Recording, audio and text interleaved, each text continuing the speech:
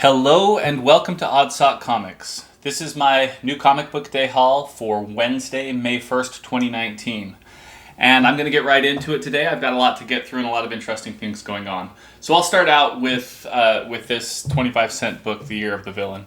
This was actually a pretty good read. It is introducing Perpetua and how she's interacting with Lex Luthor and other villains and what's going to be going on as the year continues with some big stuff, mostly focused on how Perpetua is going to be the big baddie.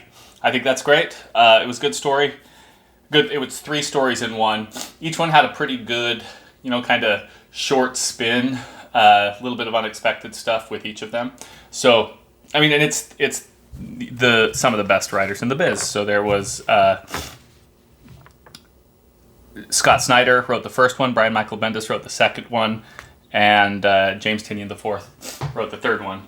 So each one of those was pretty good, had a decent twist, a couple of things hidden, a couple of things to kind of learn and pick up. So definitely, for 25 cents, it's a good value. But it's a no-brainer, of course. I bet. They just stuck this in my pull box. I didn't ask for it, but I would have gotten it anyway. I actually ordered the 1 in 100 because it's an art germ cover of Cheetah, I think. And I actually can't remember. I don't even know who this character is, but it's that character's on the 1 in 100. It's an art germ cover. Excuse me. But I had to pay a little bit of extra for that, but that's all right. But that was a good read. All right, next up, I'm going to try to stick with DC here. I'm going to throw out Batman. Now, I got the A cover, didn't particularly like the B cover, and I am really, really close to just giving up on Tom King. This book was, it wasn't terrible. It's kind of stepping aside from it's stepping outside of the nightmares that he's been having, and there's some connections to that was decent, interesting writing. But there's also this kind of pretentious poetry that's, not great, but it's like, look at me, I'm a writer, I have a soft side, a little bit bizarre. I think some of the poetry, I think, is Tom King writing poetry, and then some of it he's quoting somebody else's poetry. Trying to remember what it was. Was it at the very end? I'll hope abandoning you enter here. So there's a little bit of literature thrown in there. It's a little pretentious. It's fine, but it's trying to be something more than a Batman comic book. And this overarching 100-issue, 5-year journey is driving me crazy. Okay, but I've been whining about this for a while, and I'm getting sick of whining about it. And because of that, I may just stop reading it. So that's really what you should do if you get sick of something. I'm really enjoying Detective Comics. Maybe I'll just switch over to that for my Batman book. It feels wrong to stop Batman in the middle of a run. I'm 70 issues in. It's one of those, gotta cut a lot, cut my losses. It's a lot of losses, but we'll see. I liked Tom King, but I'm getting kind of bored and annoyed. He's stretching things out really long these days. Anyway, enough of that. Next up from DC, I've got DCeased. And I went with the Yasmin Putri, the It cover. I thought this one was pretty cool. And I like this one. Interesting bit of combination of dark side and zombies and the anti-life equation. Generating zombies, which is kind of a fun twist on things. Looking forward to seeing where that goes. Fun writing, a lot of interesting stuff going on. Good characterization. I haven't seen Cyborg much. I haven't read much of Cyborg, but I kind of liked him as a character in this book. So that was a good read. All right, that's all I got from DC. Pretty small week from them, but I did get a lot of books to read. So because I've been reading Conan and Venom, I picked up Savage Avengers, and I kind of liked it. It's got a really good run-in between Wolverine and Conan that was kind of fun. They're trying to figure out what's going on, and there's a lot of that mythology that kind of lines up with Conan. So it was a good read. I'll keep reading this one down a little while and see if it stays interesting. I keep looking for new books. I'm dropping a couple, so I'm going to pick up a couple new ones to read. This one is looking pretty promising from the way that it started right now. So, really enjoyed Savage Avengers. All right, next up from Marvel, Major X #3. And from what I've heard, this book is in high demand and hard to find for some reason. It's like it came out a while ago, and I mean, Rob Liefeld did a really good job of building hype and making this, the big deal. So far, the main character, Major X, isn't all that interesting. Not a lot of understanding there, but he's got enough story and enough kind of craziness going on. Definitely feels like a 90s X-Men, but there's something a little bit fresh about it, so it's pretty fun. The art style interior is not done by Rob Liefeld. It's done by Portacio, and it's got this gritty style to it that I kind of like. It's a good mix of kind of a gritty style, but then very modern colors, and fun to read, fun to look at. So I'll keep going with Major X. It's interesting enough. That's it for Marvel. Let me throw out... Sorry, I'm going to pause here for a second. I'll be right... All right. Back and moving on, I'm going to bring out Punchline #6. And I was looking at the sales numbers for Punchline, and it's pretty low. It's a couple thousand, maybe 2,500, which it doesn't surprise me. It's a kind of it's a Antarctic Press. It's not a big press company at all. It's not creators that are known for anything else. So it doesn't have any hype at all. But the book is surprisingly good for what it is. The art is really interesting. The art is good inside. The story is intriguing. There's a lot of action, and it's done well. It's good female characters. Quite frankly, I like it. Actually, they play on the female character quite a bit. There's this question about about whether the woman shoots from the female golf tee. She's like, you can't demand respect and then shoot up closer to the pin just because you're a girl. And she goes out and she kind of explains, like, I mean, this is, you got to make yourself work under the systems that exist. It's a different approach to the strong female, that they really, they earn their place in the world. And it's a nice message. It's an interesting message. It's one that you don't see all the time. It's not a Mary Sue. It's not somebody who is just good at everything. It's they're dealing with things in their own way. So really cool, strong female characters in this, talking about it in a good way. This is a book I would let my daughters read. As far as female superheroes go, these are excellent female superheroes. Some of them are a little bit too, honestly, kind of crazy. Like, I've read a little bit of Ms. Marvel.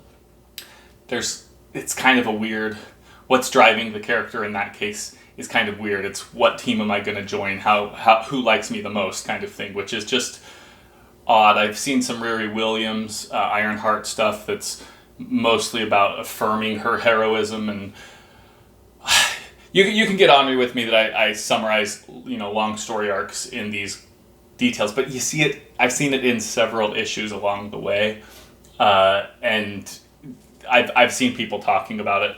Obviously, it's not a book for me. It's not made for me. But it's not the kind of book that I would want to push towards my kids. However, this one, I'd have my kids read it. I'd have my daughter read it. I'd have my son read it. It's good strong female characters. Very cool. Anyway. Small press, really small print runs, 2,500 or so, but it's good. It's good. So, and the great thing is that the creators love this story. So even if it's only selling 2,500, it's a labor of love. They're going to keep putting it out there, and they're enjoying it. So I think that we're going to keep getting some really good story. I really like Punchline. I hope it keeps going strong. And look at that cover. It's a great cover. All right, and my final book, and this one I'm pulling out here. This one had me thinking the most, and I don't know if I like it or not. So This is The Rejected, and this is book 2. This one's called The Unwilling, and it's a really unexpected story. I mean, it deals with some really strange concepts. So they're dealing with abortion and suicide and what it means to be a mother and mother-child relationships and all of that thrown in a really creepy environment. And it's bizarre. Like, I read through it and I was trying to get to, okay, what am I learning from this? What's going on here? And honestly, I don't know. And so it had me thinking, but it didn't give me any answers, and that's fine. That's an interesting book. I don't know that it's something that I would recommend to people unless they're reading comic books as a way to think through difficult situations. So, interesting book. Sean Langley, is it Langley? Yeah, Sean Langley, the artist, just does this really creepy stuff. I've seen some of his. He's got an Etsy shop, I believe, where he sells some of his original art, and I'm really tempted to pick something up from him. It's this good, creepy style. He's very good at that kind of horror art. So I like that stuff. The problem is that it's not the kind that, it's horror, it's creepy. It's not the kind of thing that you put up on your wall, but I still kind of want it. I want to pull it out every once in a while and just, I don't know if it's an adrenaline boost or what that you get from horror, but I like that creepiness. Like, look at that guy. Anyway, interesting book. It was the most interesting to read. Now, I will say there were a couple of scene changes and transitions that didn't quite work, that brought up more confusion than they probably should have. That's kind of, to me, a little bit of amateur writing and a little bit of amateur art. And it may be that they had to trim and they took this cut thinking that it worked, and it turns out that it doesn't with the way that the pages are split or something like that. Who knows what the actual concept is, but it's just not quite there. I think that an editor of a big printing company should have identified that was a problem, and they would have caught it and fixed it in a different way. So it's not quite to full professional quality, but it's a great book from interesting writer and very interesting artist, and interesting concepts. So definitely worth a read. I don't know that I would recommend it to many people, but I'm glad that I read it. I'll leave it there. All right, so those were all of the new books that I bought this week. I got a couple of other interesting things to share out here. So first, I picked up this book last week, Avengers number 9, and I sold it on eBay in 2 days for a decent price. And so there was another one sitting there at the local comic shop today, so I picked it up again. Not my kind of book, not my kind of character, but it's the first appearance of Alloy, apparently, which I think is this one right here. It talks about her powers. But, like I said, if there's a difference between where the book is sitting right now and where the demand for the book is, and I can fulfill that, we're creating value, and that's exactly what the secondary market is for. So I will be flipping this one around and getting it to somebody who appreciates it more than I do and would like that book. All right, next up, I have something new that I picked up. So this is the Walmart version of Captain Marvel number 1, and this is the Art Germ long hair cover. So this image was on a Captain Marvel. I can't remember which one it was, but a miniseries of Captain Marvel and Life of Captain Marvel, I think.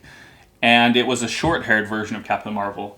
Well, he redid this, or did it with long hair as well, and that one came out on this Captain Marvel number 1 from Walmart. Now this is 3 books in the set. I've got these for $5 a piece. I think I'm going to open these to see what's in there. One of these is definitely going into my personal collection. I'll take the better of the two. The other one I'll probably sell, because again, every Walmart got 2 of these books. I went looking at Walmart's for this book because it was an Art Germ cover. As soon as I heard that it was announced and I could not find it anywhere, I walked into one after dropping my kids off to school one morning, and they had just put it out that night, and so both of the copies for that store were sitting right there. So it's even though it was out a couple weeks ago, it didn't hit my store until 10 days after the release date, and I was just lucky to get in there early in that morning. So I think I will open these and see what else came along with them. Maybe I'll do that in a separate video. All right, and then I have one more art germ cover. So this is Heavy Metal from September 2011. And this is an art germ cover, but it's a magazine-sized comic book. I don't know a lot about Heavy Metal. It's very adult. It's not something that this is one that I have to pack away so that my kids can't see it. But it is an art germ cover, and it's going to go in that collection. Now, I've seen this one available in very high quality condition, but it was like $30, $35, $38, something like that. And I really didn't feel like spending that much for it, but I saw this copy for $12.95 or something like that. And for me, that works. It's a little bit beat up. It's been read. It's got some scuffs along the edges, but it fits the need that I have for this, which is we get the art germ art. It's actually front and back is also art germ. So that's awesome. This wasn't exactly in my collection. I would have considered the collection complete without this, but I'm glad that I got it. I'm going to add it into the mix. So I picked this one. I got this in the mail a few days ago, and definitely it's going to be a part of the art germ collection, so that one's great. Okay, so that's it for, excuse me, that's it for books that I picked up this week. I just want to bring out my contest book again. Remind you all to check out the link in the description of this video. I've got about 15 entries so far. We've got another, it's May 2nd today, so we've got another 13 days or so until the contest ends, and I'm going to do the drawing. If you have not entered the contest, check out the link in the description below. Go watch that video, which explains exactly what you need to do. I will be giving away this book in about 15 days, and it will be completely free, but you do have to enter, you do have to follow the rules, so go check out that video. Like this video, subscribe to my channel. I've got a lot of interesting things coming up. So one of the things that I'm going to be doing soon is I just put up a wall of comic books. I'm going to be showing you what I did there and how I'm displaying some of my comic books. I'm actually going to go to a comic convention tomorrow, and then I've got Free Comic Book Day on Saturday, so this weekend is very much a comic book focused weekend, so I'm probably going to do quite a few videos here. And then I have one more thing coming up. I'm going to be doing a lot of traveling in May, and I would love some recommendations on some shops to hit up if any of you guys are around these areas or know of these areas. So I'm going to be, I'll give you a little bit more detail, but I'm going to be in Central Jersey. I'm going to be in Alabama, Huntsville, Muscle Shoals area. I'm going to be in New Orleans, and I'm going to be in Chapel Hill, North Carolina. So I've got quite a ways away. These are a couple of these places. I go to Central New Jersey all the time, so I know most of the shops in that area. But if there's a good one that you think I really need to hit up, let me know. I'll make a special drive out to find it. But I don't get to New Orleans or Chapel Hill very much at all. So I'm looking forward to getting down there and trying out some new shops. So if you know of any that really stand out, let me know, and I'll hit them up as I'm going out there. And I'll remind you over the next couple of weeks before I start to really dig into the travel.